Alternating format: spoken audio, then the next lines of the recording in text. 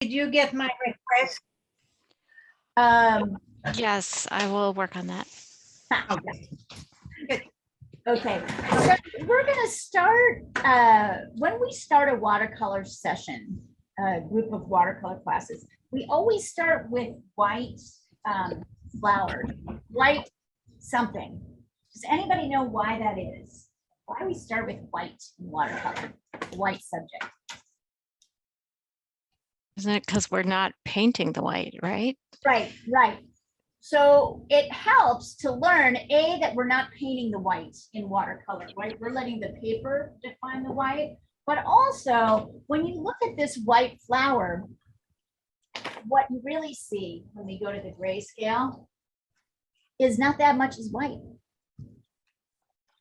A lot of it is kind of gray. They're little shades of gray.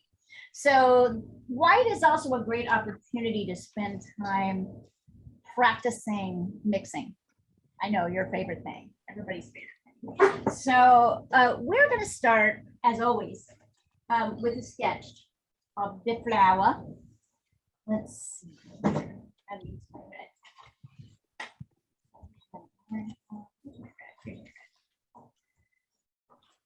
Use my red pastel so I can mark this off for you. So we'll start with a very simplified flower shape. I don't want to see any petals on the first go round. We will do that on the second.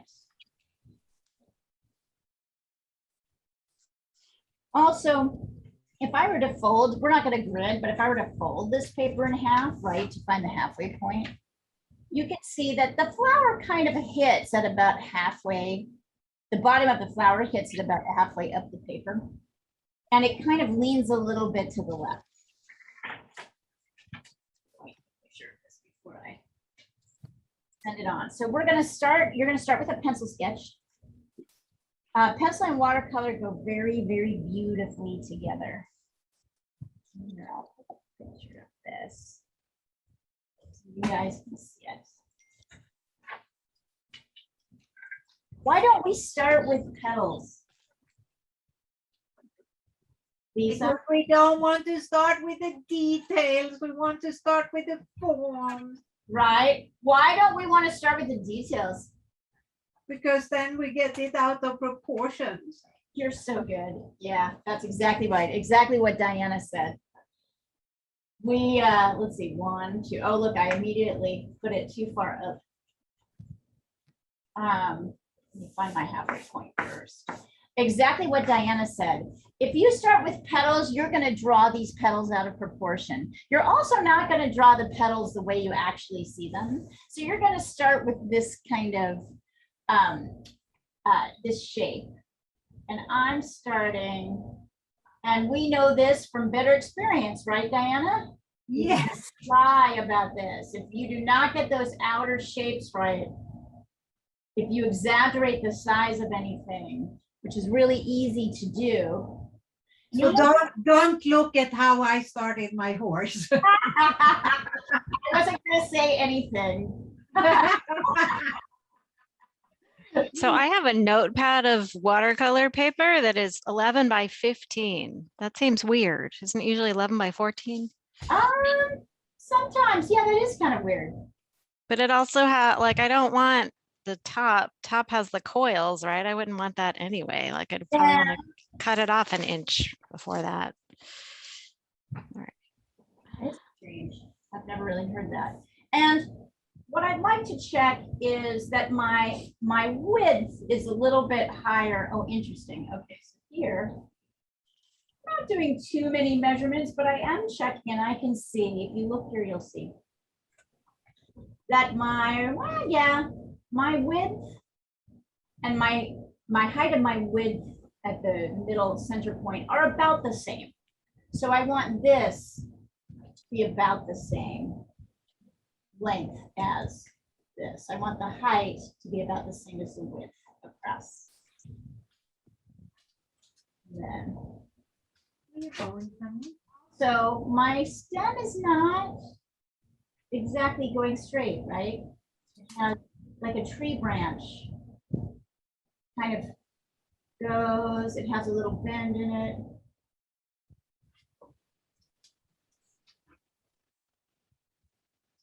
It has more of a bend in it. Oops, wait. Eraser, eraser, eraser, eraser. Here.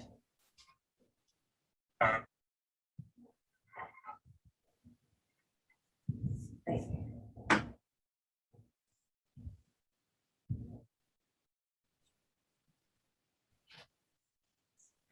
Now.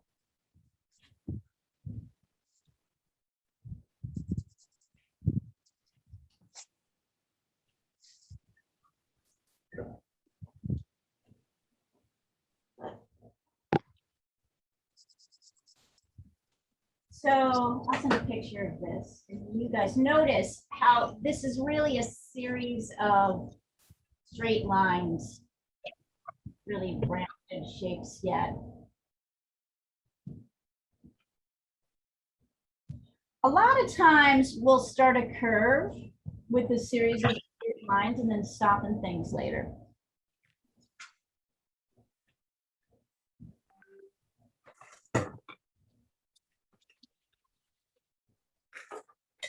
Just when you're ready, send over your picture.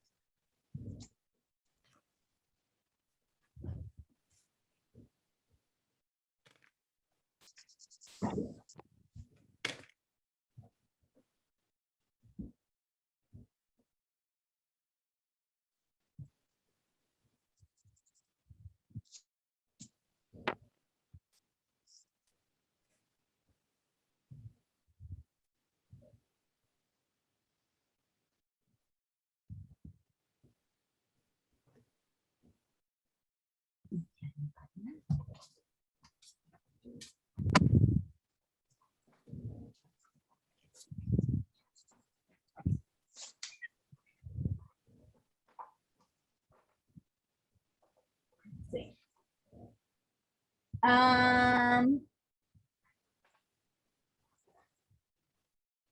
think, Paul, your flower is wider than it is tall.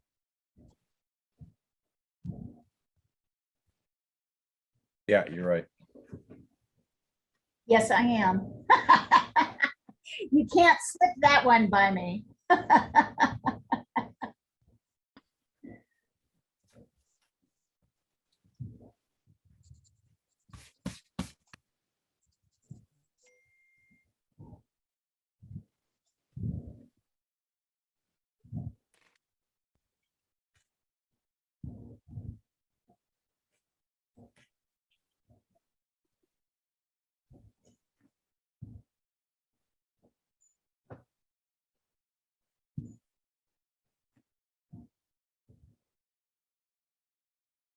Christina, way too round, too round. Okay. Look at the shape, actually. Try to look at the shapes. It's a little bit wider, sort of more almost more rectangular than it is round. Okay. Also, really look at that shape. I mean, it'll be good enough, but I'm just trying to catch you early in this phase of really paying attention to these shapes. Okay.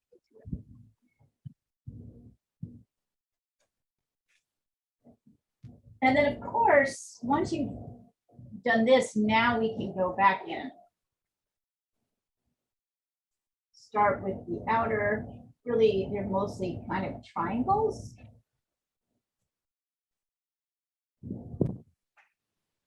Right? We start with those. So we kind of come in here.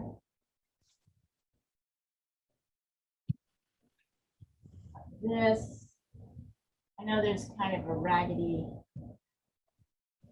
Try not to do too much of that raggediness because right now one will get it wrong.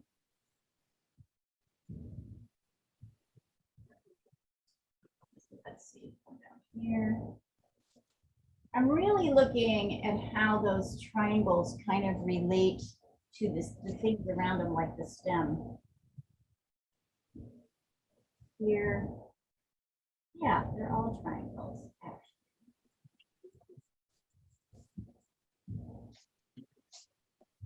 Right? Then I can do that. And that will help me kind of guide where the petals go.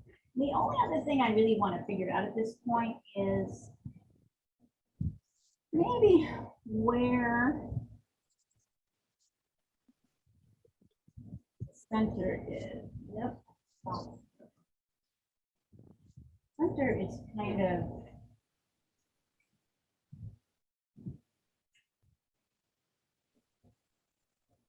here.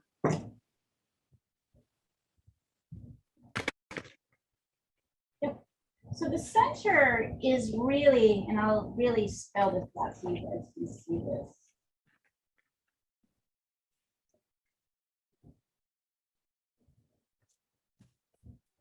The center is here. And that's a little bit to the right of the floral center. The center here, I'll mark it in blue so you can really see it. This is the absolute center of the flower.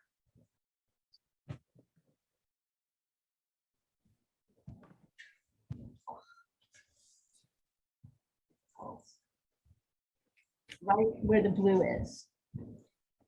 And notice that the actual center of the flower is a little bit to the left. When I say center, I mean the exact middle. If I measure the distance, here's the exact middle of the flower. Why am I showing you this? Because what are you going to do? Okay, not bad. Lisa, it's a little bit square. I think it's too high up, but double check the width to the height. Okay. It's a little bit too high. So the blue part, Yeah.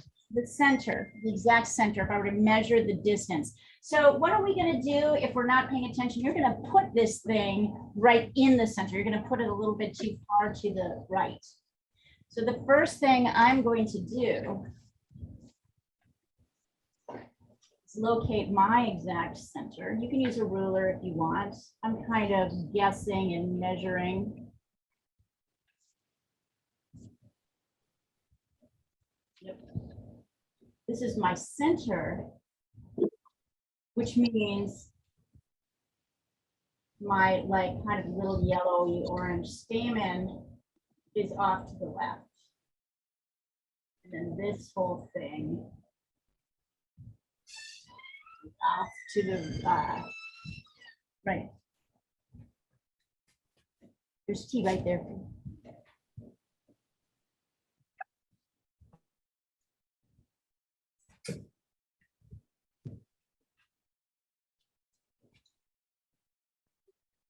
Right? So I remember here's my center, and then my actual center of my flower that moves is to the left of that center spot. So you can use a ruler if you want to find the exact center. I measured kind of halfway points because I know all of these are going to be the same. It's the height and the width are the same.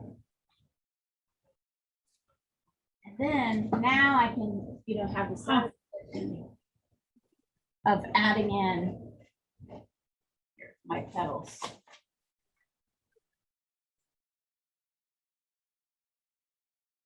Oh.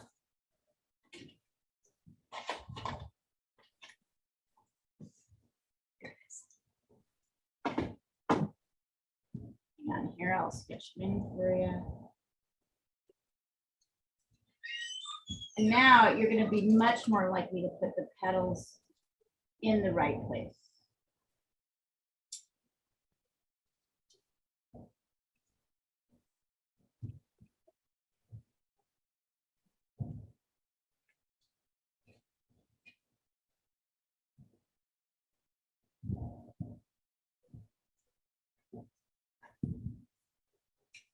Let me take that off. Do you like chai? Yes. Okay, that's there for you. All right. And then here, now I'm going to show you the kind of inner petals. So I think this is all we'll need to do with the black and white. Then we'll be able to. And of course, the most important thing here is to preserve. So I can see this one. This is a pretty easy one. I kind of put the easy petals in first.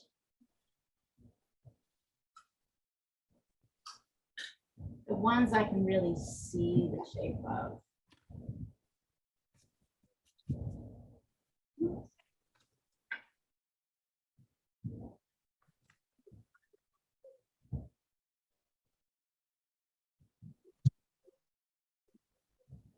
Then I get to the more complex ones. I have other, just like this.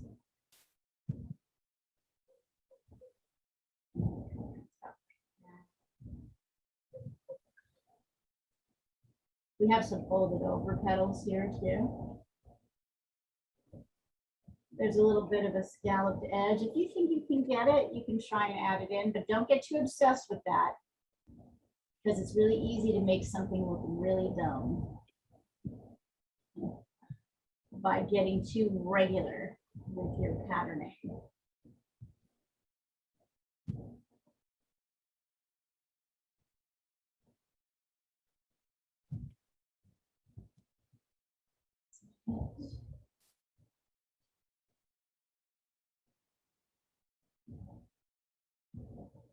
I'm mostly trying to make sure I have all my whitest areas kind of outlined so I don't paint them.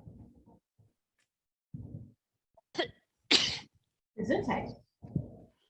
Thank you.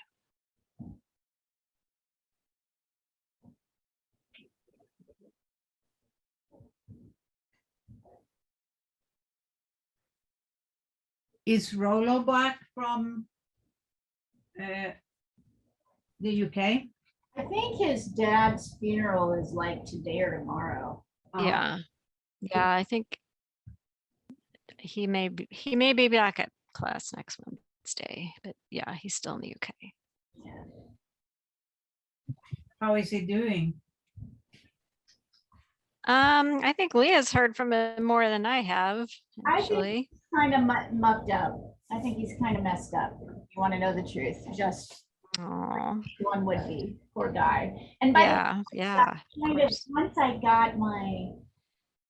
got my shapes in here, once I erased my extra lines that I didn't need. So the lines around that, you know, the original circle or square thing that I drew, I actually erased these lines. But that's kind of where we want to, this is where you want to be for this flower.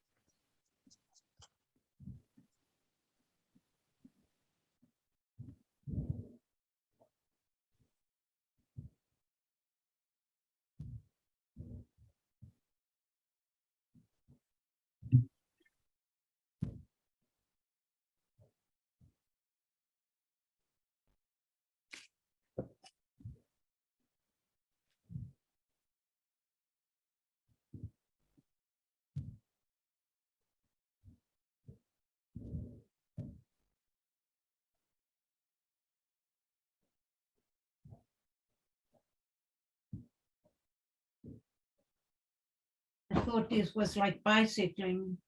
I haven't painted a horse since I was a teenager.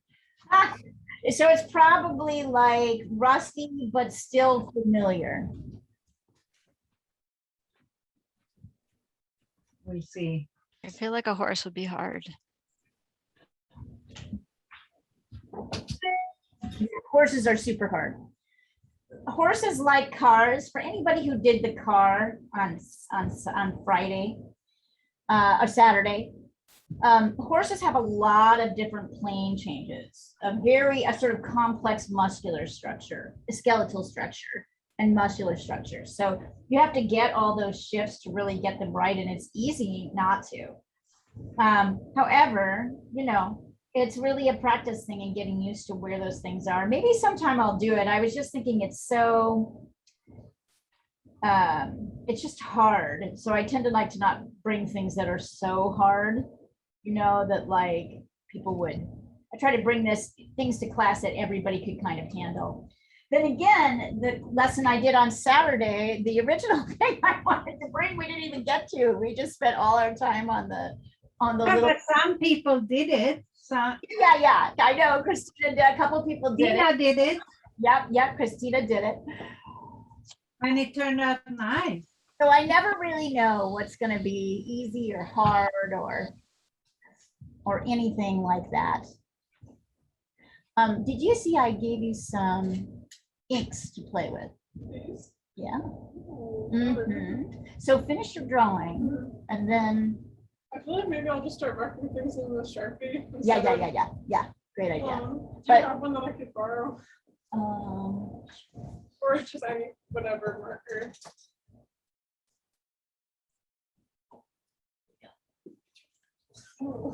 Good catch. Hey, you guys, my intern, Claire, it's ridiculous. I really should. Your power was short-lived.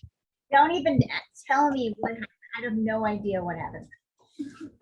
It just went. Anyway, I was going to introduce you to here. I'll add you in the spotlight. Here, you just stay there, Claire. Okay. I can actually spotlight everyone, and then here. I call Claire my intern, but she's not really my intern. I mean, she's like in her second year of college now. Here she is. Hi. Hi, nice to meet you. Are you an art student? Are you an art student? I guess. Yeah. Journalism and photography at school. Oh, Comes here and does paintings. So anyway, Just hang out. yeah, and comes and hangs out when she has time. She was my intern like she was my intern like 4 years ago, and then I just never got another one. There you go. That's what happens when you get mixed up with me. You never get to leave. All right, let's pop back up here. Okay, so go ahead and send it over when you guys have it at this point. Go ahead and send it over.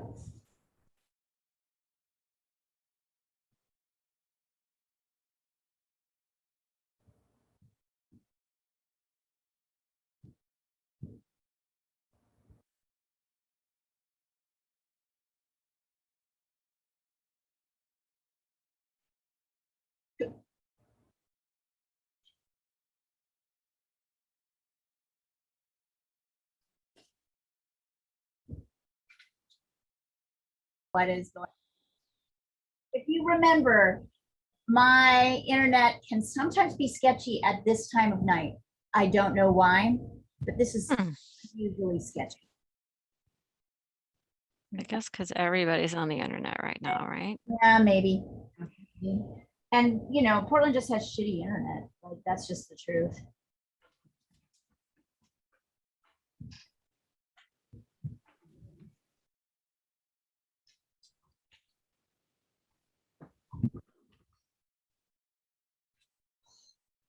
Also, we have these renters who keep unplugging the internet which is in the house. So it's Not cool. well that they're doing that again. Although I thought we had a pretty strong tutorial on how not to do that. You never know. Wouldn't it be smarter that you had your internet in your own space and not in the rental space? Well, the problem is, there's no connector. You I have to get a special connector, built in here to do that. And I have to pay somebody a lot of money to do that. And right now it's easier, like at the time where the rental is makes the most sense to have the internet. Lisa can tell you, the garage is a little bit off the center. So if I had it, Yeah. if I had it downstairs, it wouldn't go upstairs so easily. So, although I feel like my Wi-Fi extender should extend it, but the main thing is that like I have to build this special connection if I want to put it somewhere else. And I just, the idea of having to deal with our internet people. Okay, that's not bad, Paul. So erase the outside edges now. So now you can get to the shape of the flower, right? And don't forget the other side of your stem. Oh, yeah, yeah.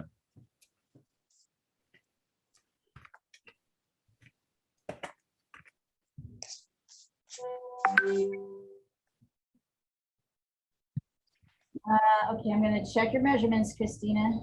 Yes, All right, please. Good. You put this in the right place. Good. That looks pretty. Yes, very, very nicely done. So the lightest areas are here and here, and a little bit up here, right? And up here in the edges. So that's what you really want to kind of preserve. So this is where we're, and a little bit down here. Here. Good job. Also, there's kind of a light and a dark area of the stem. If you want to mark it, sometimes it's easier. And then once we're all taking a look at this, we'll start talking about colors. Yay! Mixing colors, so fun, so fun. I'll push this up here. So you can really see it. Well,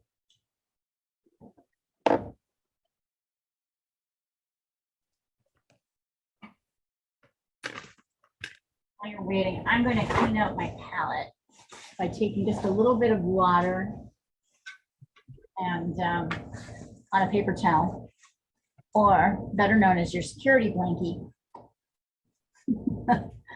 With watercolor, always good to have a security blankie. So you can wipe up any mistakes that you make quickly.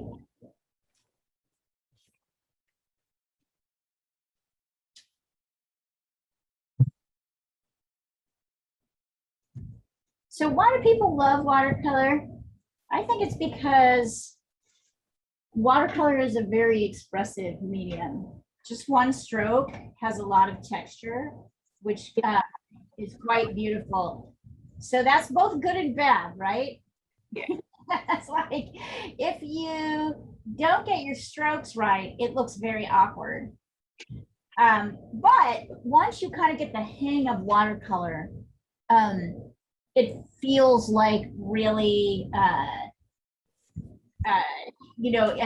it flows really beautiful. You don't have to do that much work.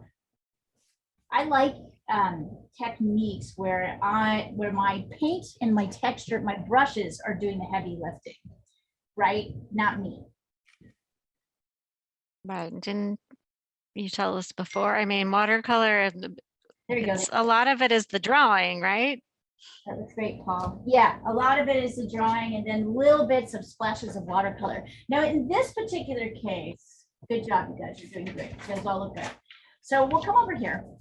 In this particular case, we're actually going to start with two areas. We're going to start with the background because we want to make sure to get a dark, we want to make sure that our dark background we can use to gauge how dark we go when we do the shading in the center. So my background is going to be, what am I going to do? Well, let's make a test. Here, I'll come over here. We'll make a test. Actually, let me put it here so I can test. Actually, let's use this. And this back bar. So here's our, so with watercolor, you also always want to have a testing sheet so that you can test out how your colors look before you lay them on the paper. I'm going to try my kind of old standby, which is ultramarine blue and burnt umber, just to see how that looks. So I'm mixing the two together. You get a kind of rich blue. That's not too bad. But I'm also, I think I want to try phthalo blue and maybe, ooh, that's so pretty. And then maybe burnt sienna. I don't want to just go with a straight blue. This color is not a straight color. It's a little bit shaded. Interesting. So you guys try it. Tell me which one you like better. The first one is ultramarine blue. Can you remind me what size brush I should be using? A big one, because something like this. Okay. Yeah.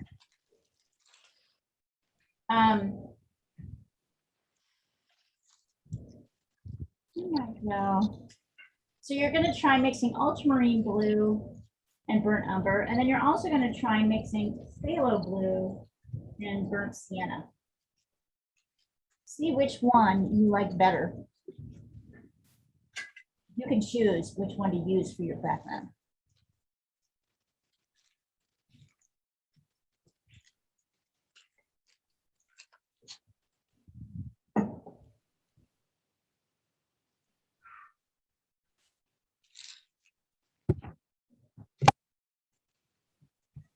Christina, you've shrunk and your hair has been cut. What happens?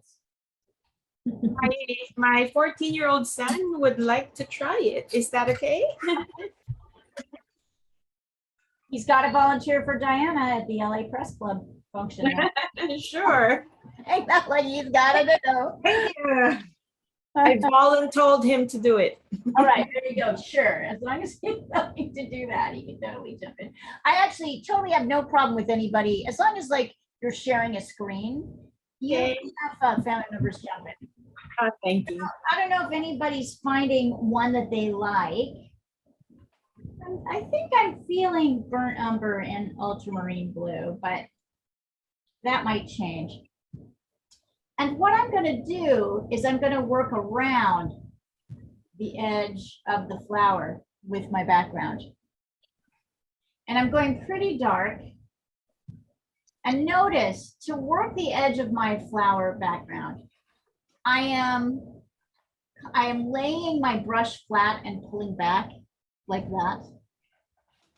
I'm balancing my hand so that like I'm not getting too, I'm not getting stuck, because here is white, right? The petal itself is kind of whiter. What's stunning. Did you find Here that? are your brushes back. Oh, good girl.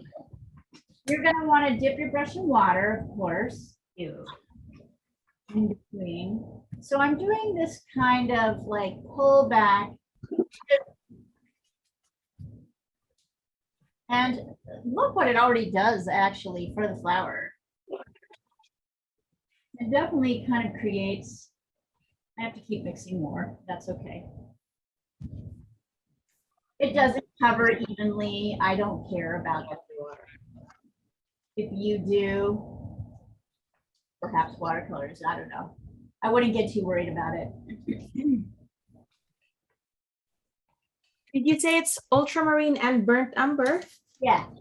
But I also said you could try phthalo blue and burnt sienna and see what you liked. Okay. So once again, I'm going to model this again. I'm leaving my brush with paint on the edge of the flower and I'm pulling back. That helps me work the edge. What we want is this kind of all around the edge.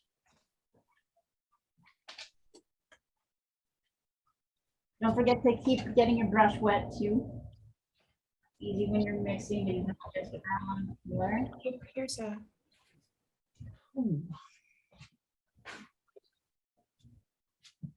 Of course, we don't want any of this color in the flower. So also keep your blankie with you. Blankie. Right hand has the brush, left hand has the blankie. And if you see some dripping start to happen, you can pull it off with your blankie. Also, Yeah, that's what I feel like I'm seeing, like pooling of water. It's not dripping because I have it flat, but if it's making you anxious, you can kind of just blot it out. okay. Also, it makes some kind of, look, this kind of makes this really cool texture when you blot with your blankie. But we're not there yet. We're just trying to make this dark. And we'll talk about why we're doing, you'll see why we need to do this first when we get to the flower itself.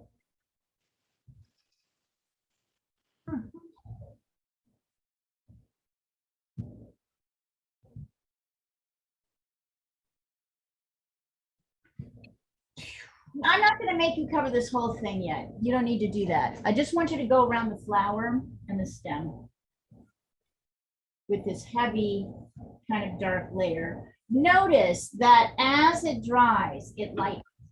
So you're going to need to maybe go back over later.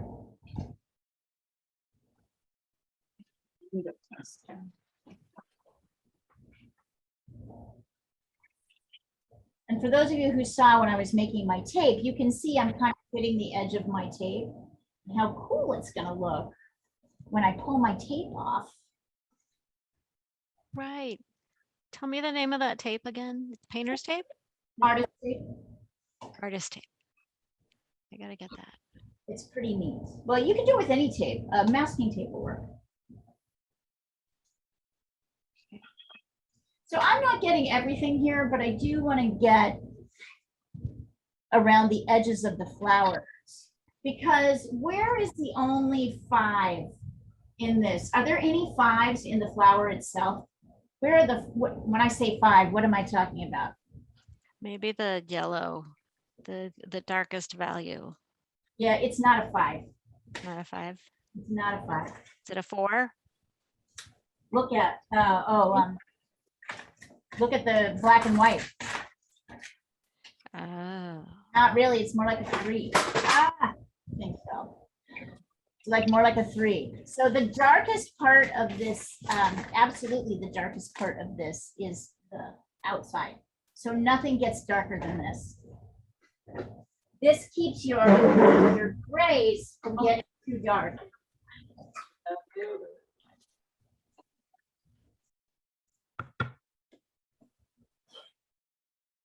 If I can save it.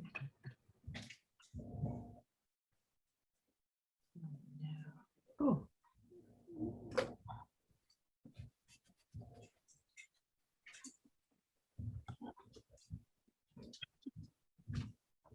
Sunny, can you lay down? They're very pretty drawings, you guys. These are pretty flowers. You're going to be good drawers.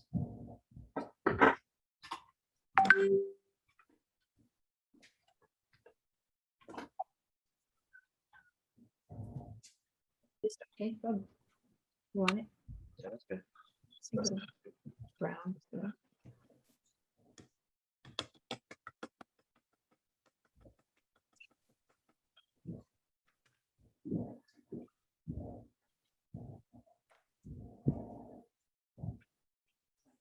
Fine.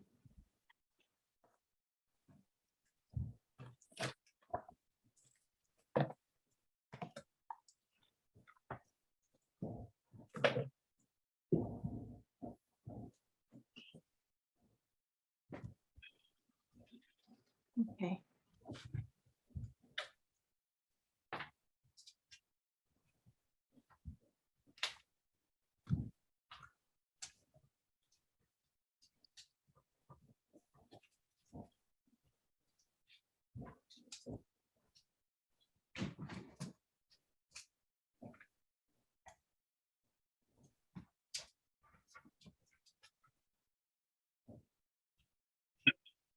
Okay. Give me 1 second, you guys. I'm just Okay. tea. I'm ready. Okay, done. Are you? Okay. You need ruler?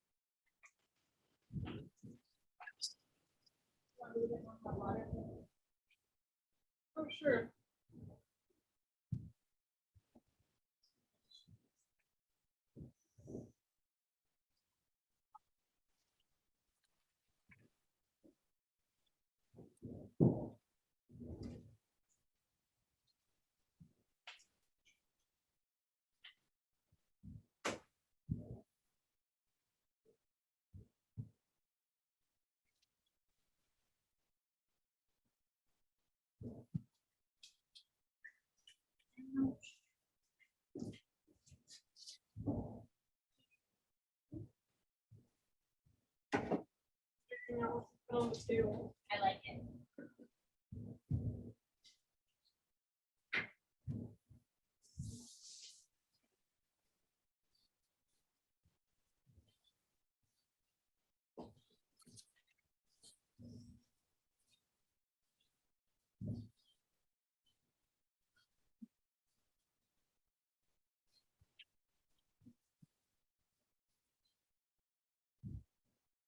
All right.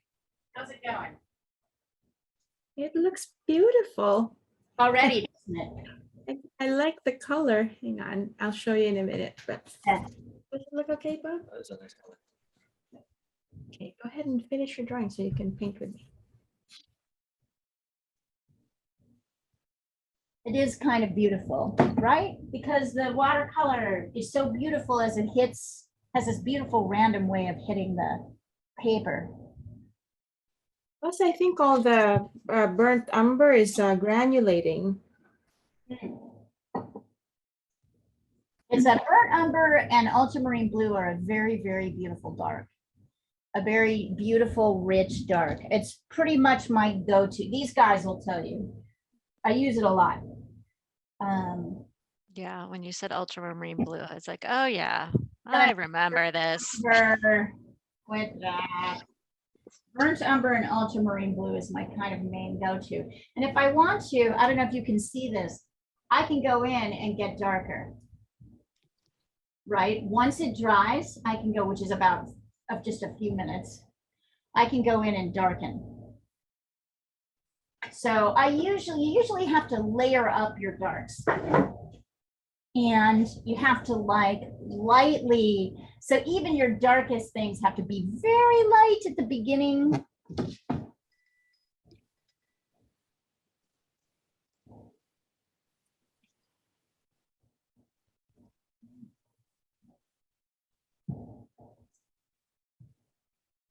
So pretty. Yeah, it's gonna be very pretty. And the next thing we're gonna do is go in with the orange before we get to the whites.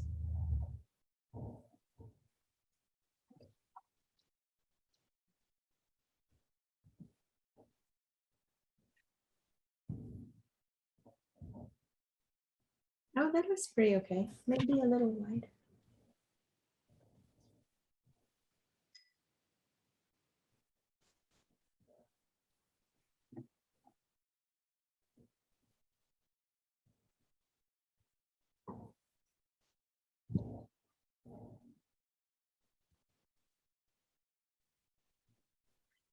So I'm actually going to switch my water out. I want to actually have clean water for this because I've got a bit of blue in my water. I don't want that in as I start to lay my oranges and my yellows down.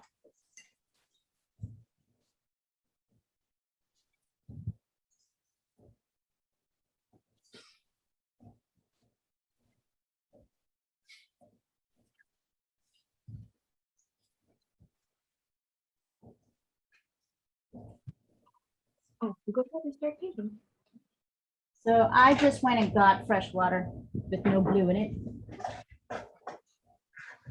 In the paint. You don't think this ought to be wider?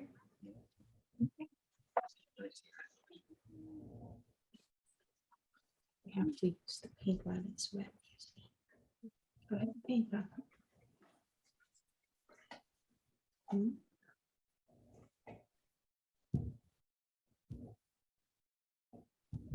used to doing classes this way, huh? I guess you're used to doing classes.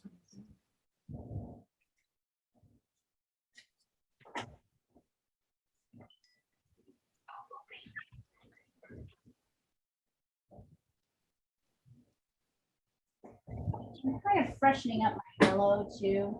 No, this is a better brush. Yeah, you want to use a big flat brush for the outside areas, nothing tiny.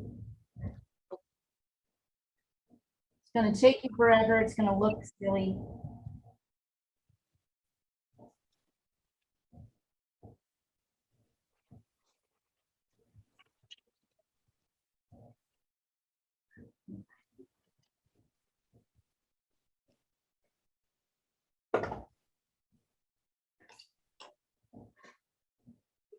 Big brush. Okay, put it in. You need more water and watercolor, sweetheart. Yeah, we need to. I used it all up. Sorry. Don't blend it yet. Let me finish. That way my colors will match, right? Hang on. I think on this side. Blend this on that one.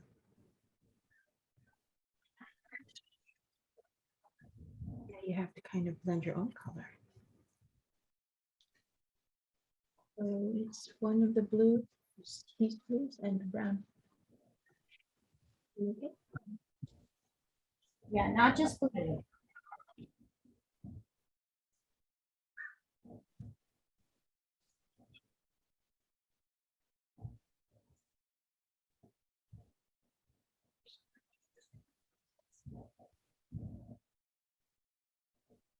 I'm just experimenting down here to see if I can get the darks in it. Also, put some water on your brush.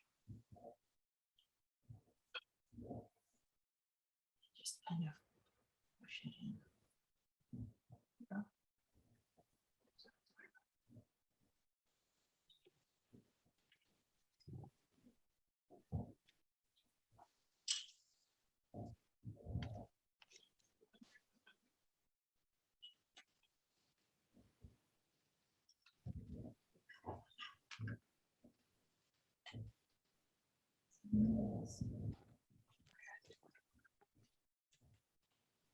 Okay. Because you have all the background to paint on. Too much water. Oh, hang on. Do this. This on our spare piece of paper. Do you know what color it is?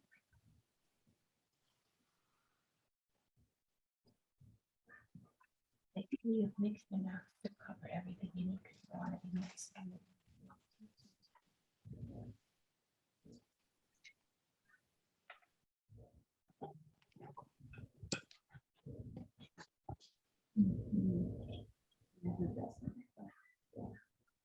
Sorry, I'm kind of experimenting with how to deal with this center area. While you guys are painting your blue on. Blues can be our browns. There you go. Just no more brown, just blue.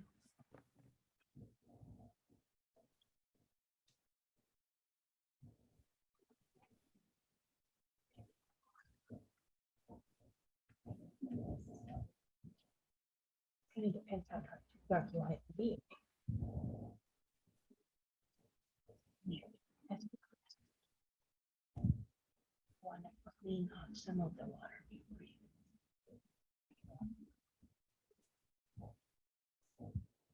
Want it darker?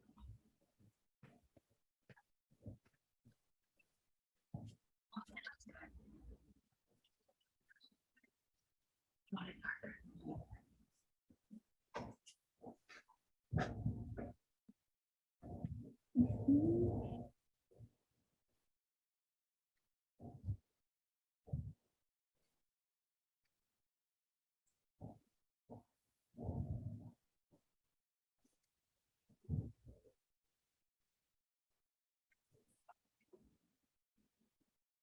Anybody? Oh, I'm sorry. I haven't looked. Paul. Christina, nice. Yep. I see you. Nice, Paul. Look at the difference between Paul and Christina's blues. And look how they work, right? How both of them work and how they convey something different. Paul's is a very warm and soft gray. Christina's is this very green blue. I'm sure you used the phthalo blue. It looks like to me. It's very beautiful. Actually, I don't have a phthalo blue up. I should get one, but it's a French ultramarine and burnt sienna. And I think I tossed like a, Oh, right. So I use burnt umber with my ultramarine. So yeah, that would make yours a little bit greener. I tossed in a turquoise, just a touch. Oh, and that also will make it greener. Anyway, nice mixing. Okay, so are you guys ready to start talking about the flower? You ready to do this? You said you're wait. Do you want me to wait? I can wait. No, I'm ready. I've done all the blue around the flower. Okay, so I did a little experimenting down here with this. The darkest part of this flower is this center. So I did a little bit of experimenting for how to best do the center. I don't like how this turned out. I went a little bit too heavy and dark in the top here. Can you see that? Mm-hmm. So I want you to watch me very carefully. We're going to do I'm going to take like a cadmium yellow, pale yellow. I'm going to put it on my brush and make it very watery. Okay. Like this. And then up here, I'm going to just do the dots, kind of like, but in yellow. I know they're orange, but we're going to start with yellow, and we're going to leave a little space here on the top where this part is lightest. And then I'm coming down here.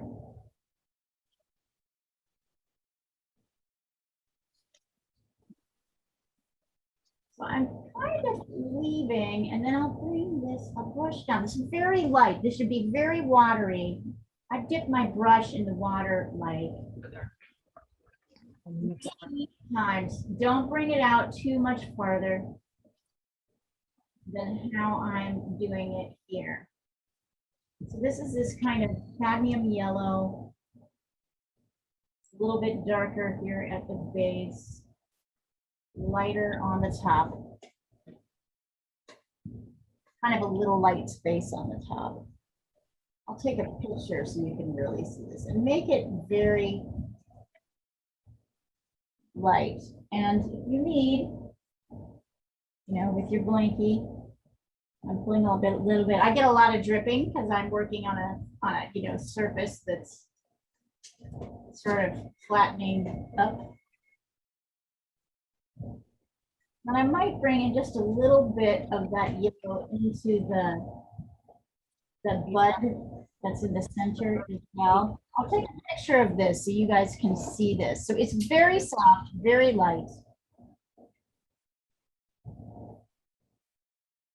And notice I really keep this bit up here white. I'm going to keep this bit white.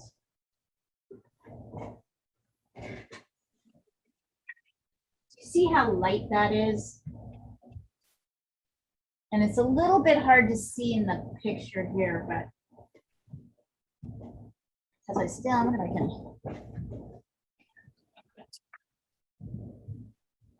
wonder if you can see it closer.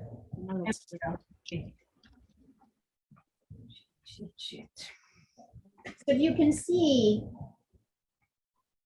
it's a little bit white up here. There's a little bit of white space between the top bit here. Then I'm going to switch brushes from this to a pointy brush. See the difference? And I'm going to grab some orange paint, or if you don't have orange, mix red and yellow. And I'm going to start adding in, once it dries, some of the dots in orange. See that? The yellow is just a, is that a cadmium yellow or? Yellow. That's all it is. Blue for some reason.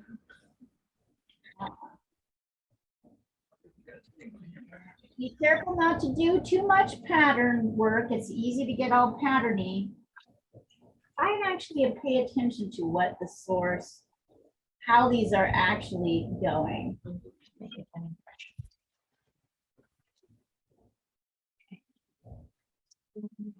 A really pale yellow one. Blend it here for the pink.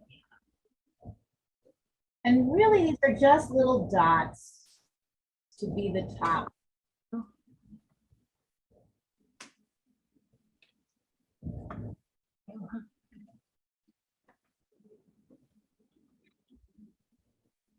Be careful and make sure your pen is dry.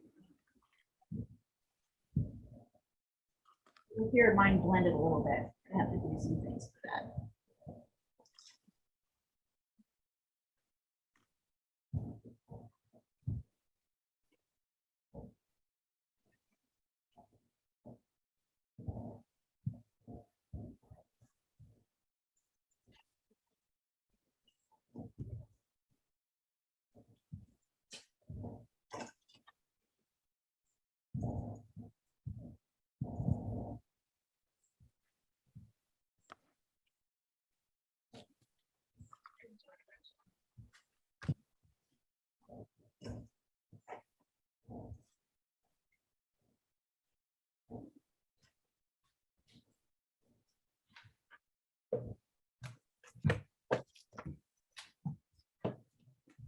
Let it dry with the orange one.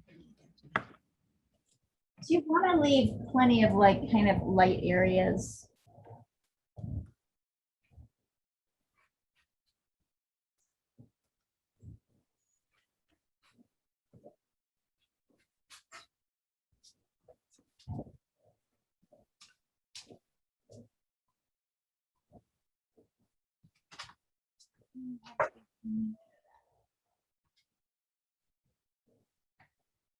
Lisa R, that looks great.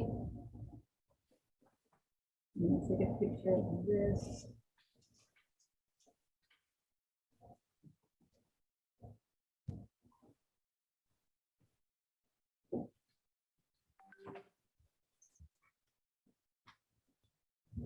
You're right, actually, Lisa, there is 1.5 area. It's teeny tiny right in here.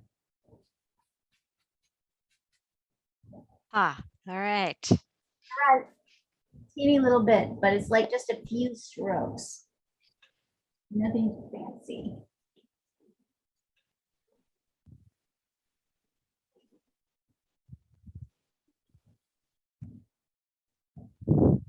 I don't even have everything in the right place yet.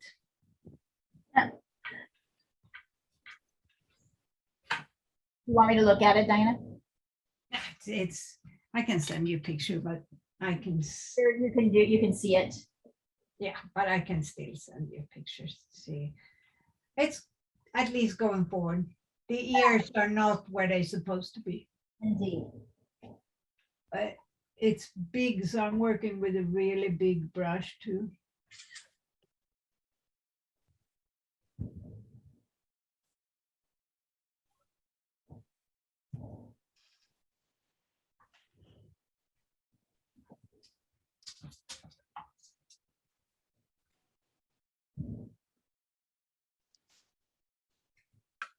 Oh, he's cute though.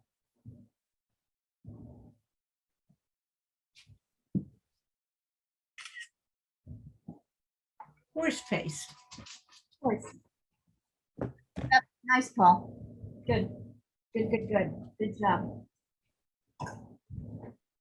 Hey, Sonny.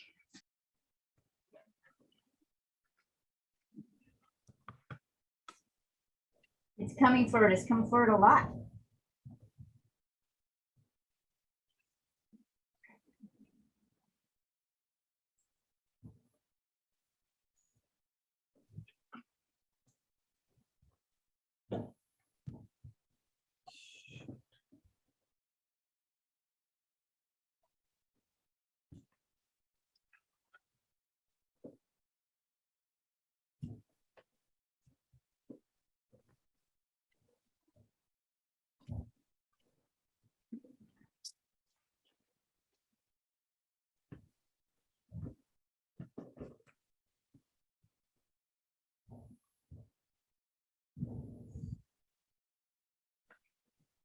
Oh, that's looking good. All right, so once you've laid that in, wait, am I going too fast? Yeah.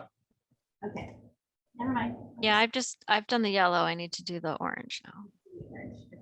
Switching over to the smaller pointy brush, For the orange, because it's little dots. glad you said that because I would not have done that. I Right. would have forgotten. Yeah, I'm getting better. Hmm? Better, going slower.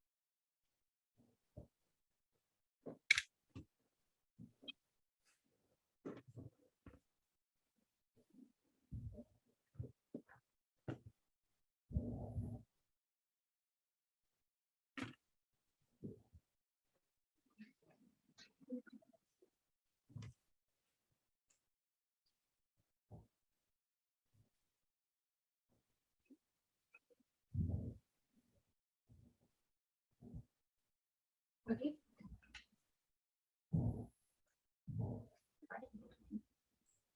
Yours.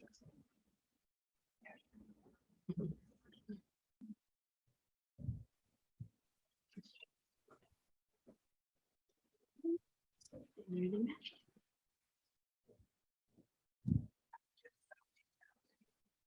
Look at the brush. The other ones that are really pointy and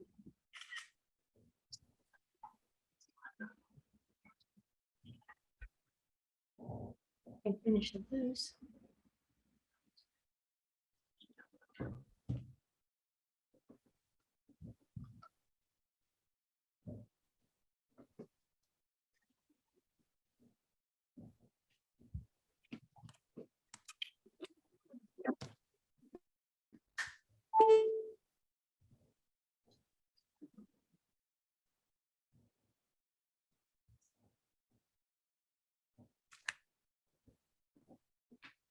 I'm gonna run and get a cup of tea, as Rallo would say. Are you there? Stop. Yeah, I think she might have stepped away.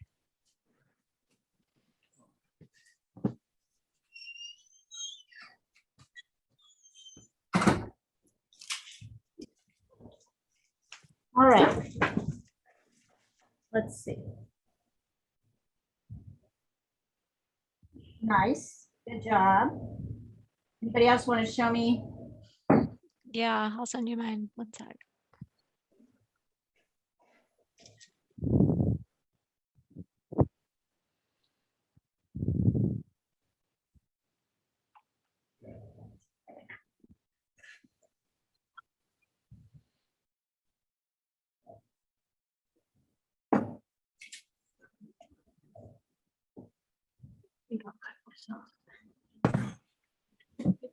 Oh, Diana, I think your horse looks good.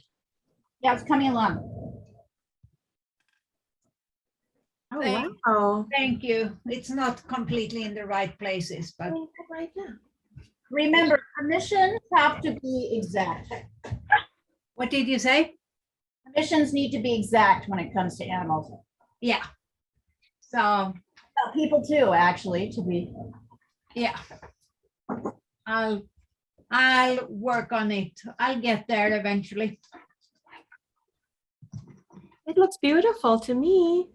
It's just, Oh, remember, commissions need to look. oh, commission. Oh, that's what you said. I Yes. Yes. Hear me. Trust me, if you're commissioned, if you don't get the markings exactly right, you don't get everything in the right, you've painted a different horse. Yeah. Yeah, I know. I know. Different horse. So let's support Diana in getting this right. Yeah.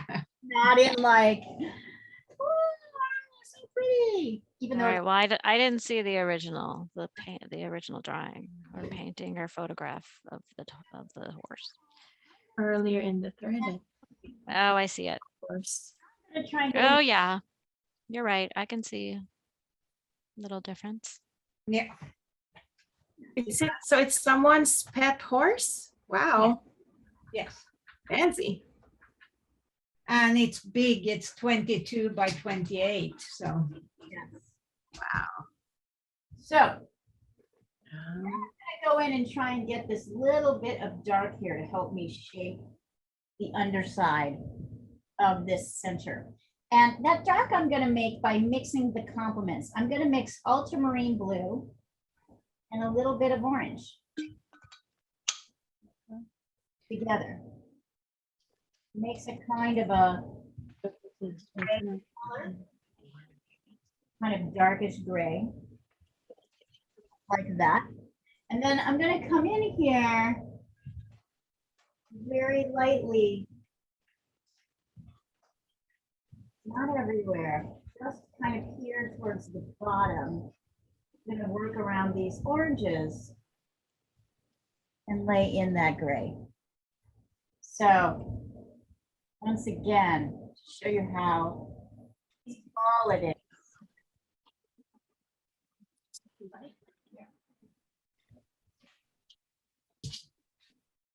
I'm gonna leave you guys. I have so much to do, so I don't have the patience to paint right now. I have to work a little bit. You got good. You got good. You got to a good place. This is a good place to stop. Yeah, I got something done. Hopefully we'll see And you I got to see you guys. All right. Yeah, good to see you. Seeing you. later. Okay, bye-bye.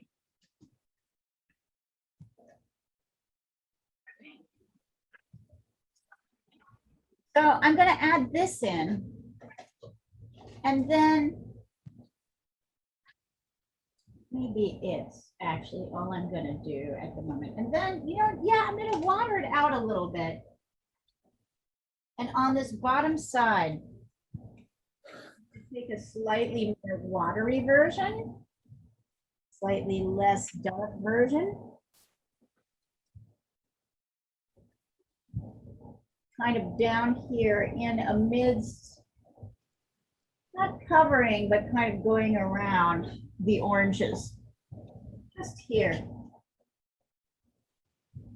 Maybe up here a little bit. You're using the combination of the ultramarine blue and orange for what you're doing right now?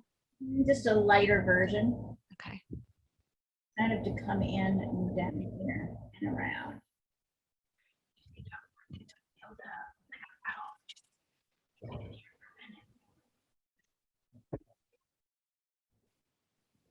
Then I'm gonna go back in and try and get a little bit yellow on top here.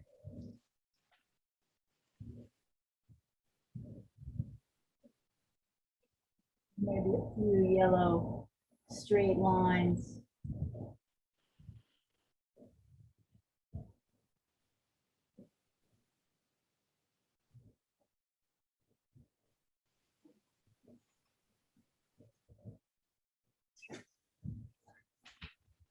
And notice I have some of this yellow kind of spilling out here. We're gonna use that. Okay.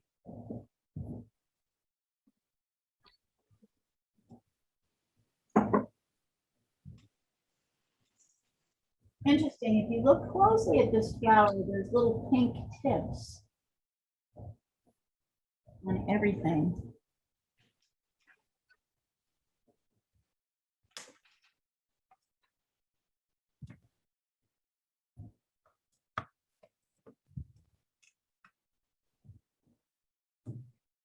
Yeah, that's, careful not to get too crazy dark over here, Christina, on the top.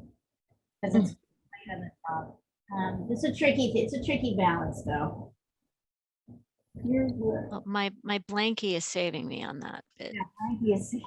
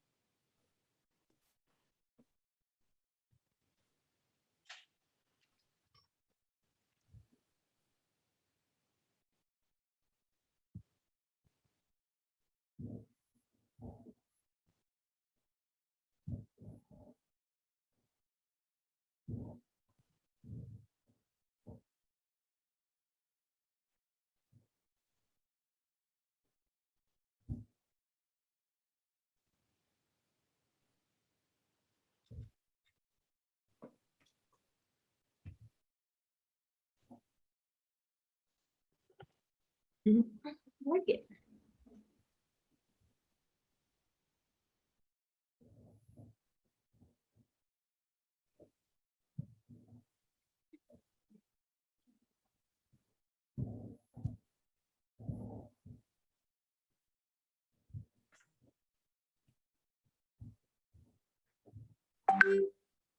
Let's see. Nice. Be careful, Christina, not to get too crazy with the orange, right? Because this part is really fairly yellow. Yeah, I That's got it straight from the thing. Yeah, so you should take a little bit of water and wipe out the inside top here. See if you can get a little bit out. But this is my point about kind of going a little bit bananas. Let's see.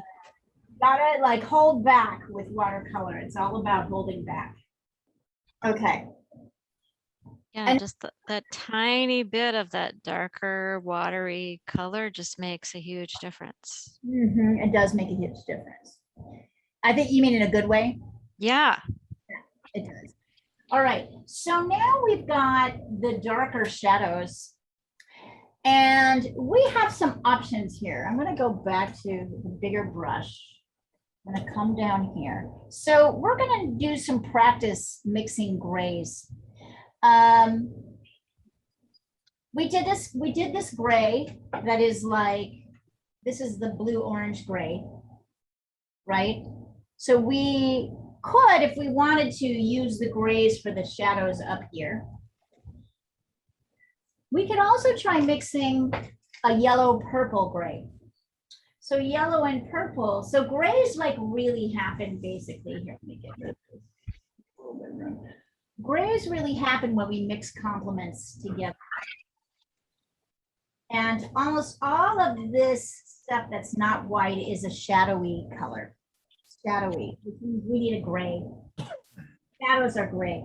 So I could try, so I've got a little bit of yellow here. I could try a little bit of ultramarine blue and quinacridone red, right? Make it purple. It's a bit too red. Okay. Purpley. There's fairly purple. And then I can pull in a little bit of yellow and also make a very interesting gray.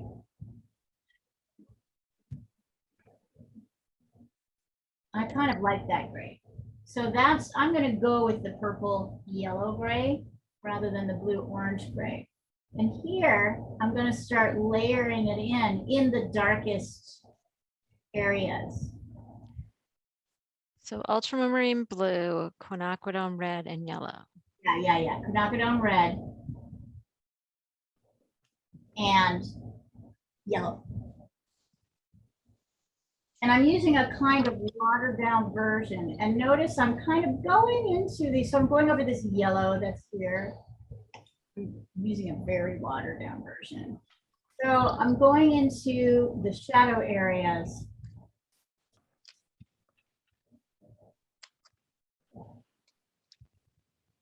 The darkest, shadowiest areas. But I want these lights, these shadows to be much lighter than my background. That's why I put my background in first. Here.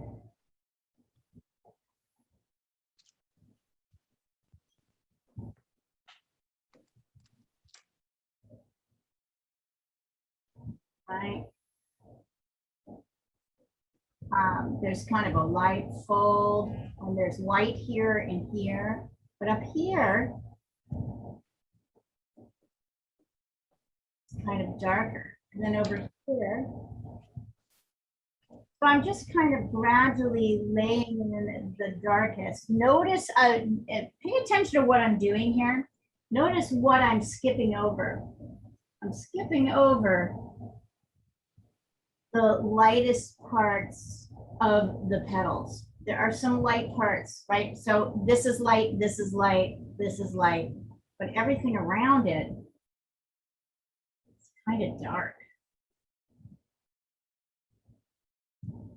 Leah, my gray looks more purple than it should. How do I You have too much purple in it. reverse a purple? You put more of the other color in it?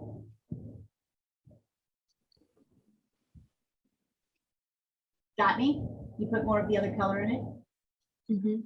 You put more yellow in? That's what you do. I'm struggling too, Christina. Don't worry about Grays are, it. Some of me wants to just use the Payne's gray because I have that. well, but it's not really gray, honey, it's blue. Oh, So it's not gonna help you. Yep, I would love to do the same thing. You're not gonna get the colors that you want. So this is the challenge, right? Is to get, and here, let oh, me, that worked. yes. You know a lot about this stuff. As I was saying, you're mixing two colors together and it's too much of one color, you put more of the other color in. But we have 3 colors here, right? Yeah, you. Right, but she said it was purple that was Oh, bugged. yeah. This is blue or red, she said it was purple. Okay. So, You want it to be pretty pale, right? Okay.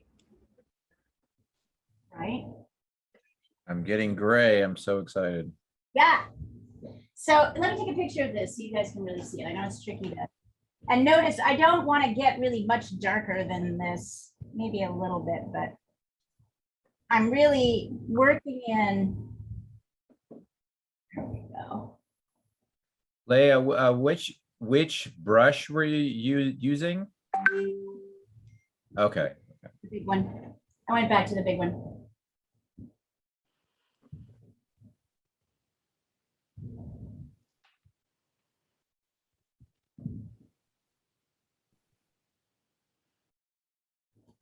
Now I'm going to go back to my background and go darker with my background.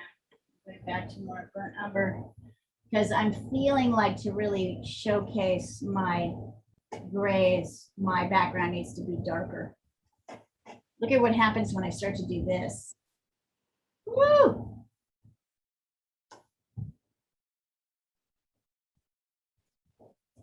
So I'm going in. I'm really only concerned right now with where the flower, where the background hits the flower, because that's where the comparison is made. Between my lighter grays.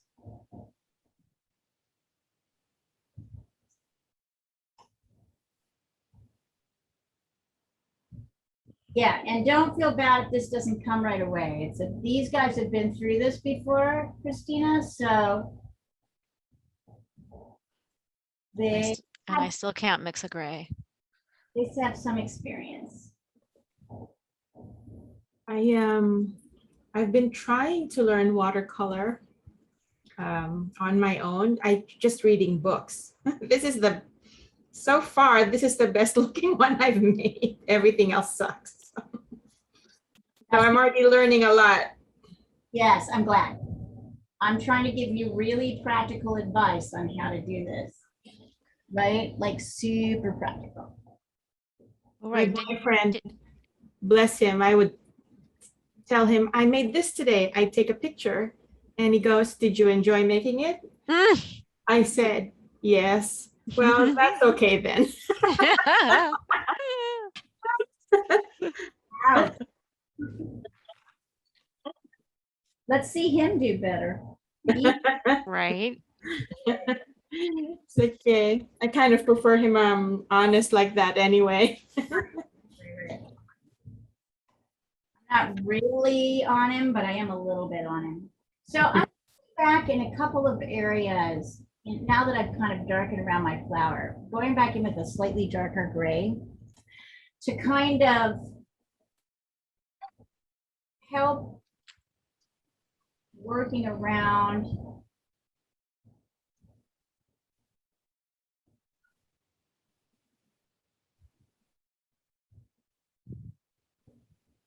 you might want to use that skinnier brush.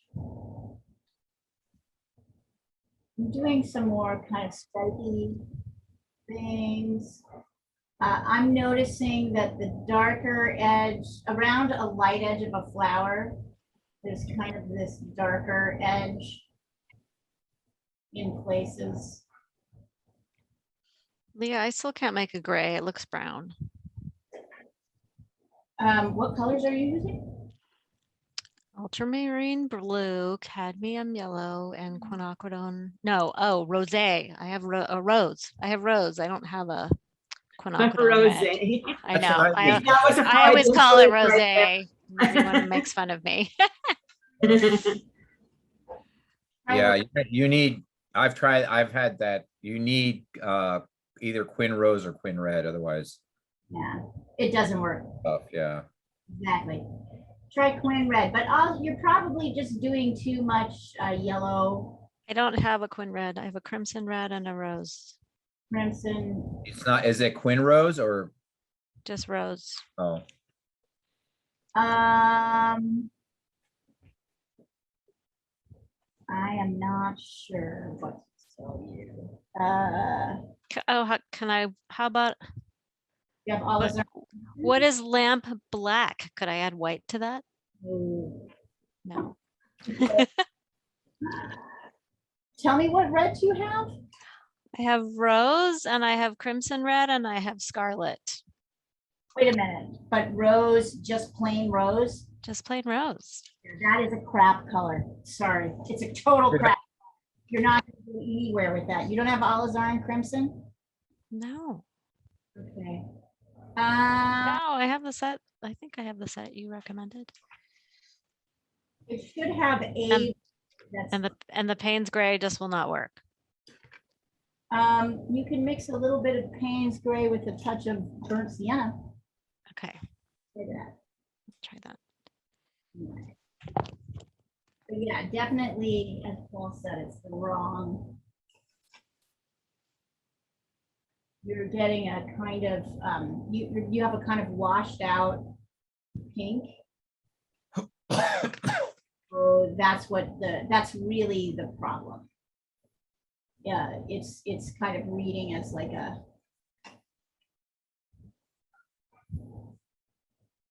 So you're going to see that I'm like kind of going in, once I've got in my basic kind of lightish grays, I'm going back to my skinny brush and I'm scooping up a little bit of darker gray and I'm using that to outline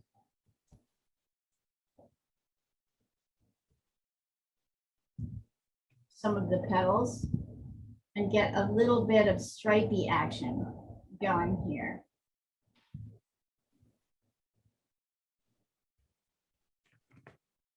Go close.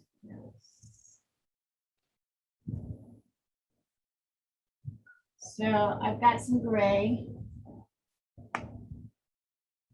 Yay. Right, like this.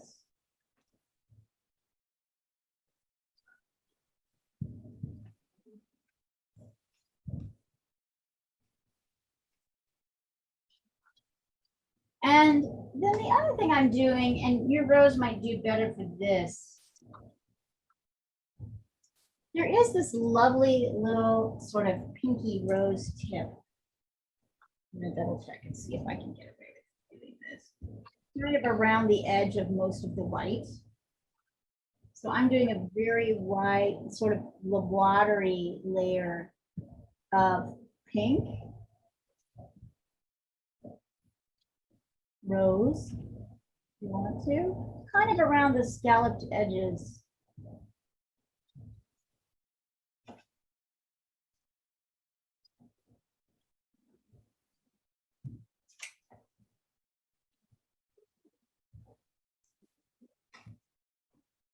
By the way, my son didn't make it to the end. He got hungry.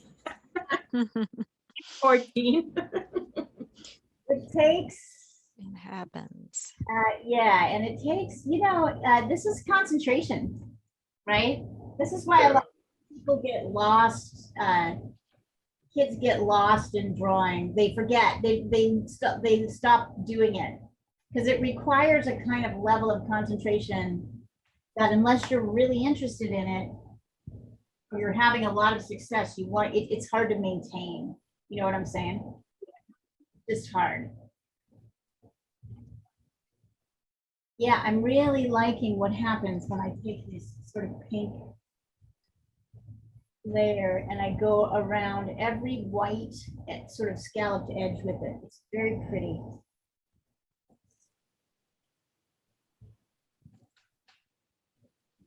And that's just, I'm just using Twin Rose.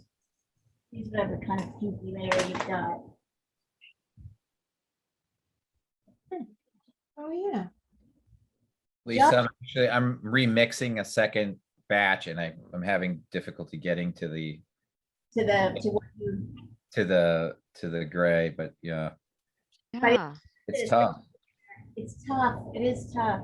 You guys are doing great though. You're doing good.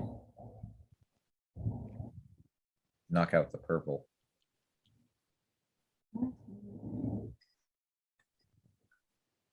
This is so pretty. It's fun to, it's like totally fun to work on. You can totally get darker in this shadow here on the left side, bottom left. This is a pretty dark shadow.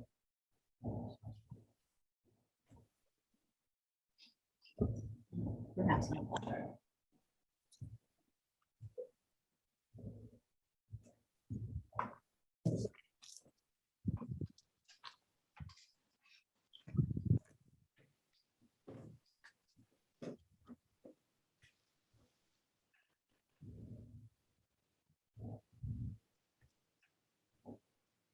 I'm going to end with some wash on this one.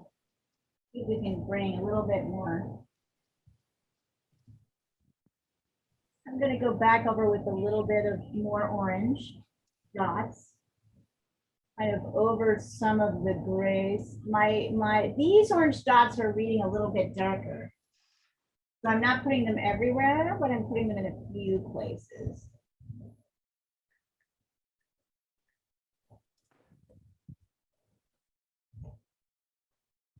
I think that'll help.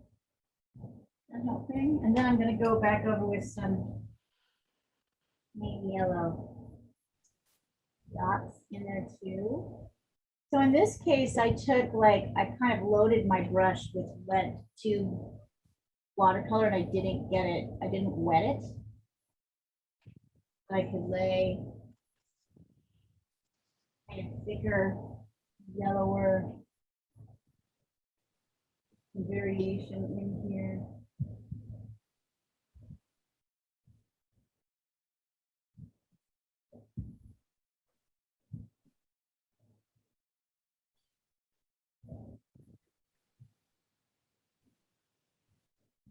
I'm bringing in a little bit more yellow over the top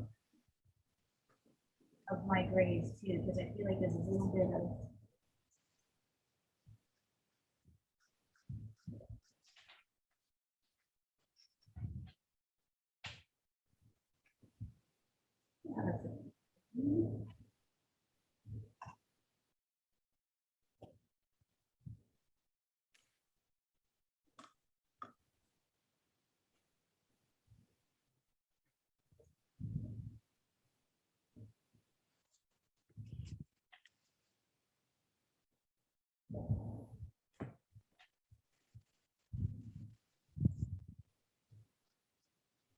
And then for that green stem, let's see, what am I going to do?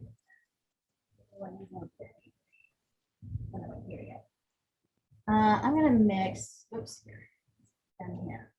I'm going to mix, because remember, all my greens, it's a really bright green, so it's definitely going to be green, verde and green with yellow. But what else is it going to have a little bit of?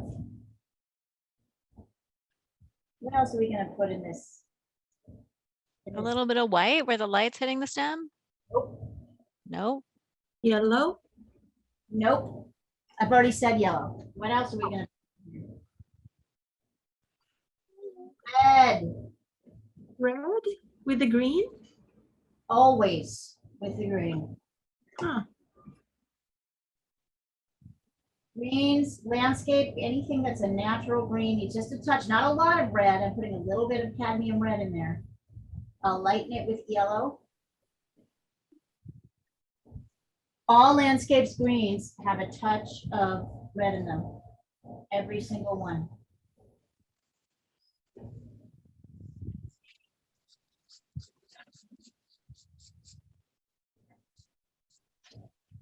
Otherwise, they look weird.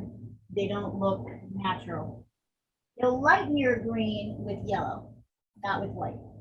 White will flatten it, and this is a very warm color. So we use yellow. But to make our green really look natural green. Oh shit, sorry, you can't even see what I was doing. I was painting it up here. Sorry about that. I got busy in the mixing. And I'm just gonna put a little bit, for the darker side, I'm gonna put more, a little bit more green and red for the darker side of the stem. There we go.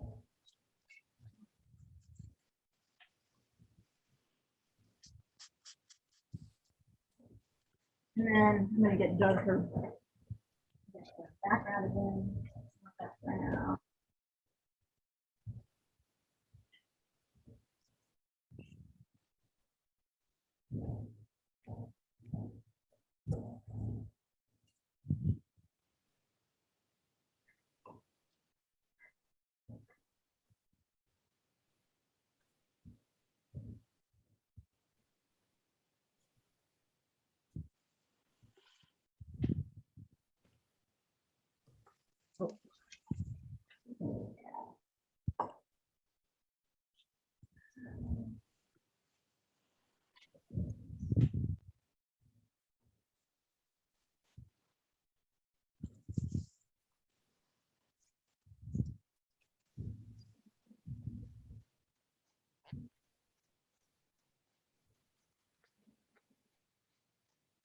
Here's my green stem.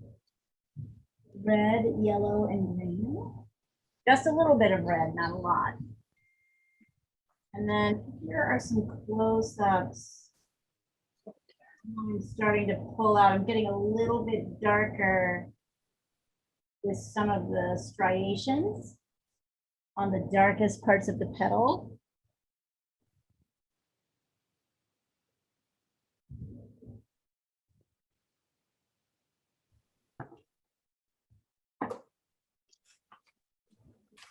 For those of you who have gouache,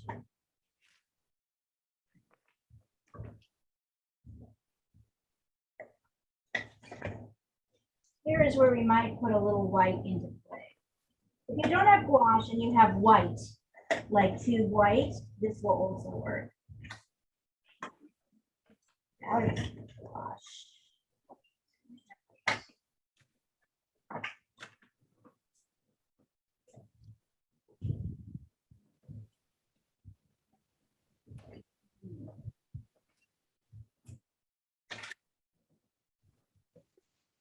However many times I go to the art store, I always seem to be running out of things.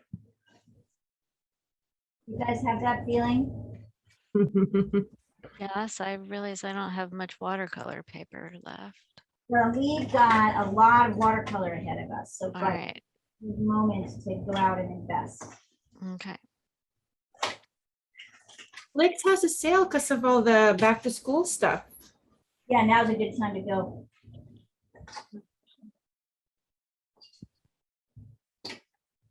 I might be out of gouache. Well, I've got a little bit of dry gouache. Dry white gouache here. Okay, I feel a little bit like so this is my gouache. Gouache is like watercolor, but it's a little bit, covers a little bit more thickly. So I'm actually going to pull some white paint, gouache paint onto my brush. And I want to come back in here and bring that white away. I want to kind of reclaim some of this white that I lost here. Might be able Oh, yeah, actually, do you see how I did that? I kind of went over. Yeah. Well, in a couple of places, you can take your gouache, kind of reinforce your whites.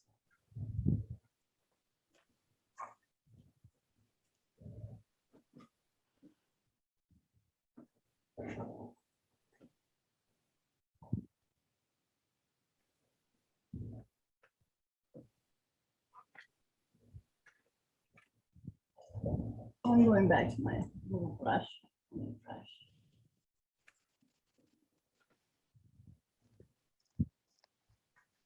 Mostly this is the gouache is reading as sort of bluish red, so I'm sort of a gray, so it's not helping me with my white as much as I would like it to, but you know. Come here. I'm kind of coming in here and cutting in my shadow a little bit. Yeah, it works actually to some degree.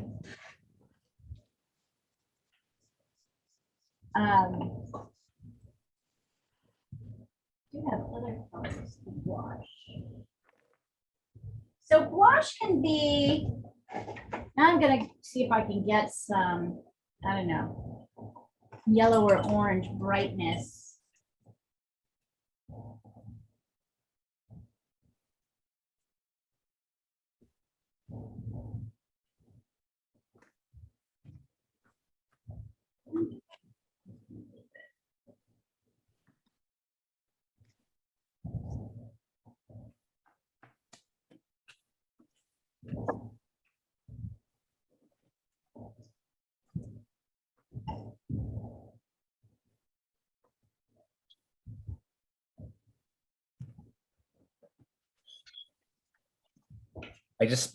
I seriously spent about 25 minutes just remixing. It's ridiculous. But that's good, Paul. It means you're gonna get it. I hope so, yeah. No, I'm a horrible mixer. It's what I do is I just keep adding on.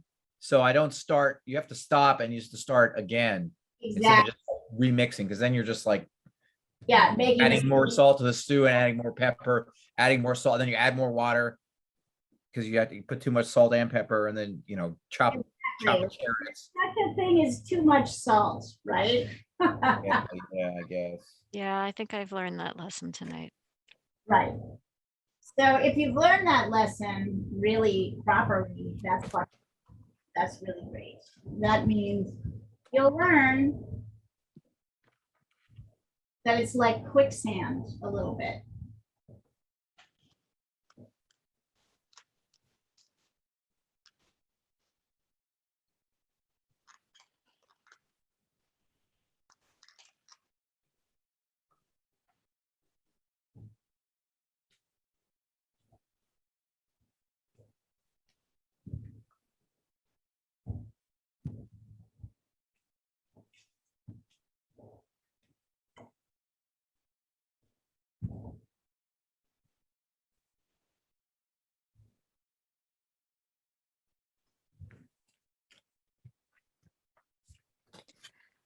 I'm sending you mine, Leah, but you will see that my gray was too dark.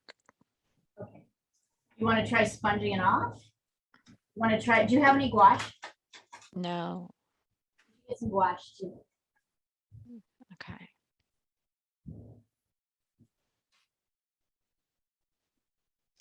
But I like working with watercolor. It's fun. It is really neat. It's because it's kind of like, it's almost like a subtraction method of working. It's funny, it's not like, and it's okay. This is actually a deceptively tricky piece to paint. So don't worry if you don't really quite get it.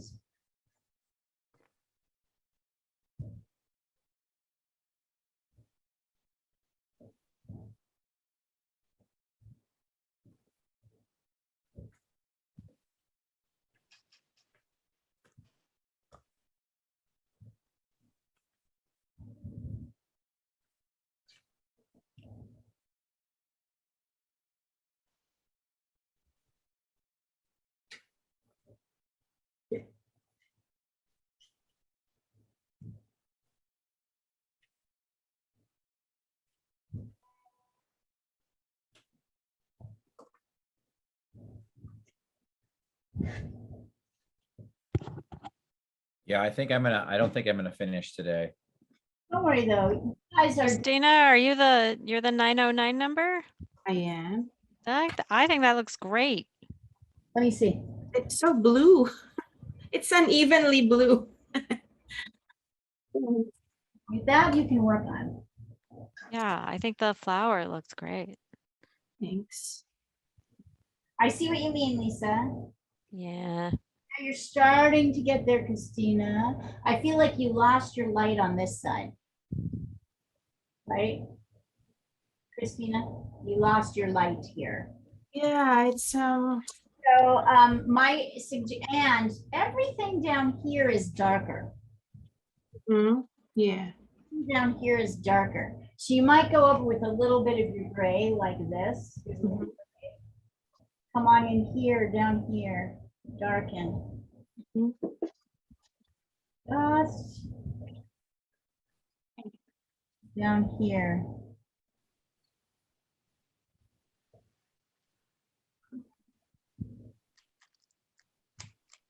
Oh gosh. Good. It's a very good.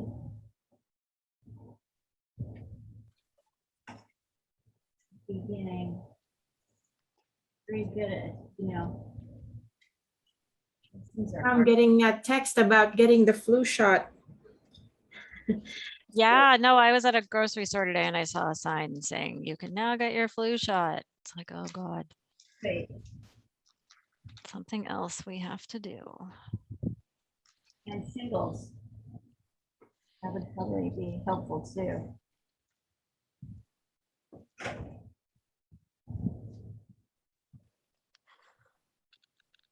We'll keep practicing this, you guys. It will get, I promise you, it will get easier. I'll pick something kind of dramatically light and dark for our next assignment. But I'd love you all to just pick up a very simple gouache kit with just a few Yeah. colors, including white. How do you spell gouache? Gouache. Gouache. Just Yep, I see it. Yeah. Looks like gouge to me. yes. Wash.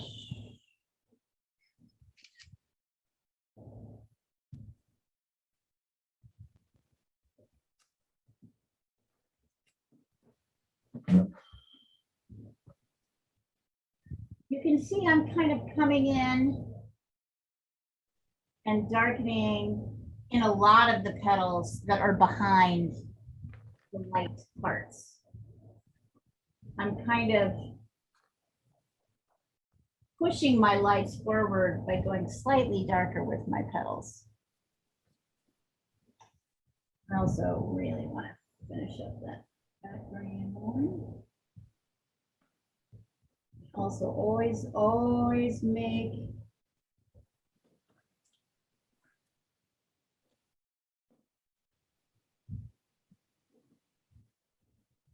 but honestly, this is not my favorite either. Good practice, though.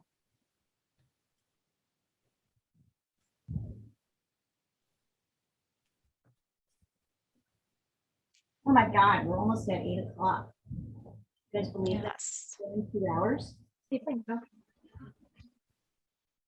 Work a little bit longer, just a couple more minutes. See what we can get to.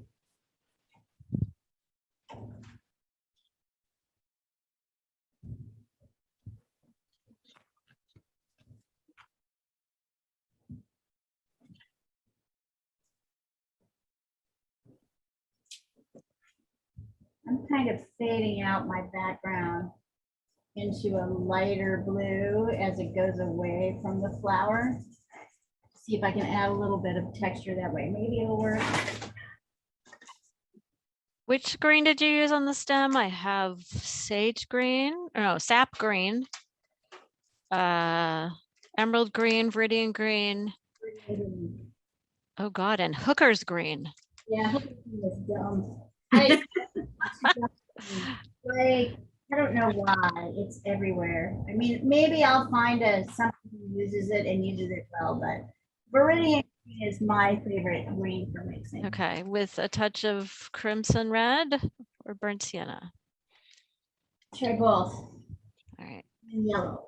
Not too much red, just a tiny little touch. A little bit goes a long way.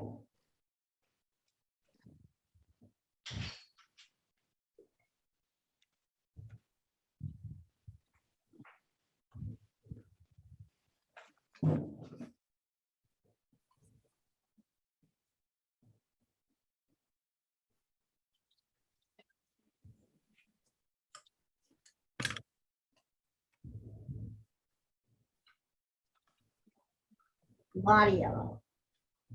Bad yellow.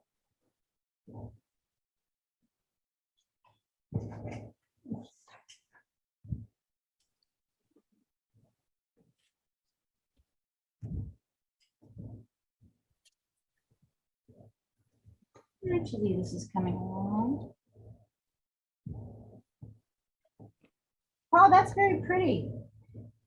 I like your grays. You Oh. spent a amount of time like working on your grays. That's good. I can see that. Well, I mean, yeah, that I got it. I didn't think the second time was even worse. So But you know that what? second episode. The results are beautiful. Very beautiful. And I like the application.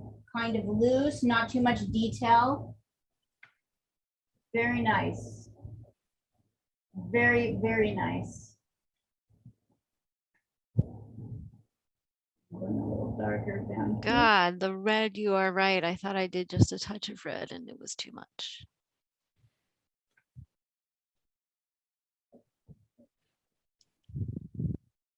When you paint every day, you make these mistakes every day. It's easier to remember them after a while. I'm taking a little gray outline and kind of outlining my white areas. That with this liner pen, and that is really helping. I don't know if you guys can see me doing this. I'm taking a kind of medium dark gray. Oops, too dark. Way too dark.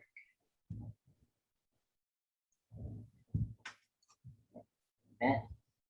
And I'm kind of coming in here to add some of that wrinkles, a little bit of strength in here. And that is helping quite a bit, actually, to kind of give a little continuity to the flower.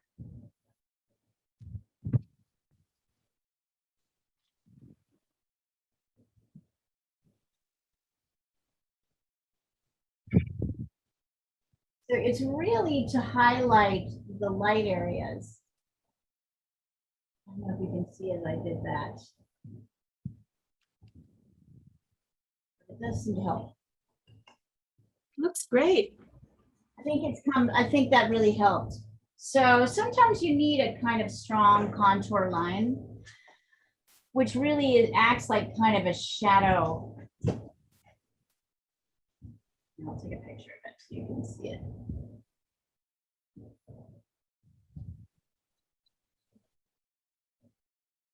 There we go.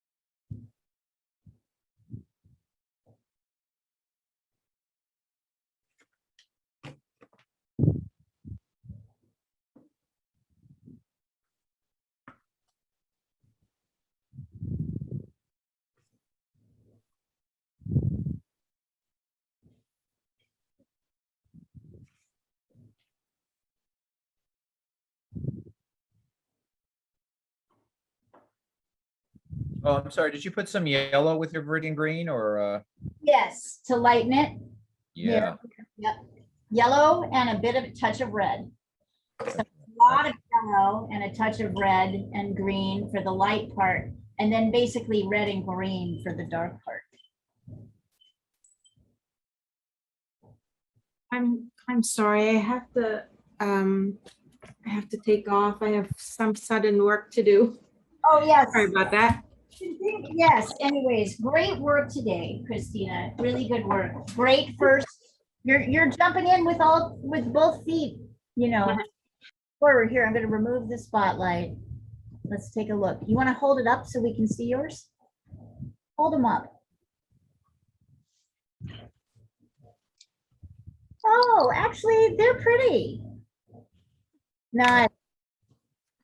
I'm not done yet, but It's hard to Yay. yeah, hold on. really see what you're doing.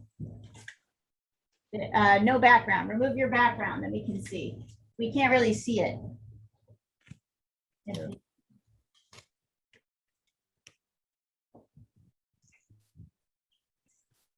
There we go. We can see it's weird. Nice. They look good. They don't look bad. And Lisa, I know you feel like you went too dark, but it's definitely a step forward for you. So don't feel like you didn't do it. And by the way, look what happens when I take the tape off. Oh, it's hard to. I know, it's so cool. I gotta get that too. The gouache, the artist tape, and the Watch the artist tape here. Hold on, I'm gonna pop it up just for a second, and then Christina, you can go. Everybody can go. See how that's cool. nicely that artist tape with no pencil lines, but just the tape. See how the tape creates this kind of gorgeous background when you take it off? Like really nice. Okay, all right, you guys, you did good. Everybody, Thank you, Leah. we will see some of you tomorrow, where we're going to do more more painting. So if anybody can jump into class, we're doing acrylic painting. So here, beginning acrylic painting. We did this last week. It was totally fun. Pears, Oh, wow. I love those colors. fun stuff like that. We're going to try something similar to that. All right, you guys, great work today. Really, Good to see you guys. yeah, we'll see you tomorrow. Bye.